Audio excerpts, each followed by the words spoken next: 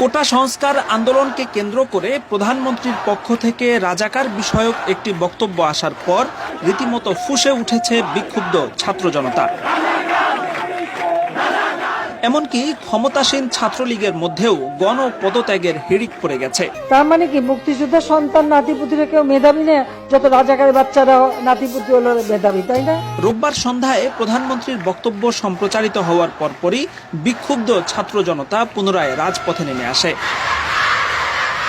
বুয়েট, ঢাকা বিশ্ববিদ্যালয়, জগন্নাথ বিশ্ববিদ্যালয়, রাজশাহী বিশ্ববিদ্যালয় সহ দেশের বিভিন্ন বিশ্ববিদ্যালয় থেকে রাতভর বিক্ষোভের সংবাদ পাওয়া গেছে।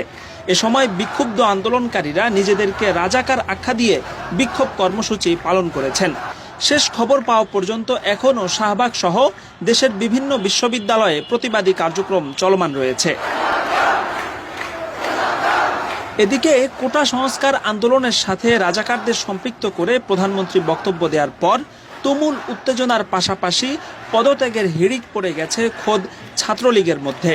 সামাজিক মাধ্যমে ছাত্রলীগের বিভিন্ন পর্যায়ের দায়িত্বশীল নেতারা একের পর এক পোস্ট করে নিজেদের পদত্যাগের ঘোষণা দিয়ে যাচ্ছেন। ক্ষমতাসীন দলের প্রভাবশালী ছাত্র সংগঠনের সদস্য হয়েও এমন পদত্যাগকে নজিরবিহীন বলা হচ্ছে। তথ্য উপাত্ত বিশ্লেষণ করে দেখা গেছে পৃথিবীর আর কোনো দেশেই এত কোটা নেই।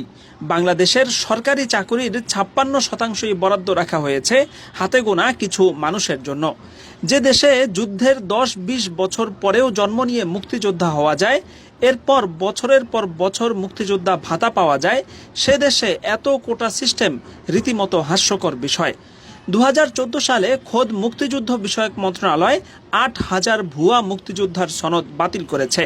কিন্তু এসব ভুয়া মুক্তিযোদ্ধা যে বছরের পর বছর কোটি কোটি টাকা সরকারি ভাতা গ্রহণ করেছে, সেগুলো তাদের কাছ থেকে ফেরত নেওয়া হয়নি।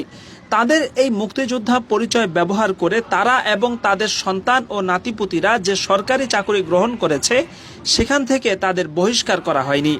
এমনকি ভুয়া তথ্য দিয়ে মুক্তিযোদ্ধার সনদ নেওয়ার কারণে তাদের বিরুদ্ধে কোনো ফৌজদারি কার্যক্রমও গ্রহণ করা হয়নি।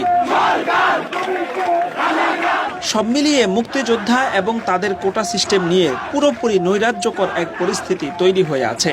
অবিলম্বে এই কোটা পদ্ধতি বাতিল না হলে পরিস্থিতি আরও শোচনীয় আকার ধারণ করবে বলে আশঙ্কা করা হচ্ছে।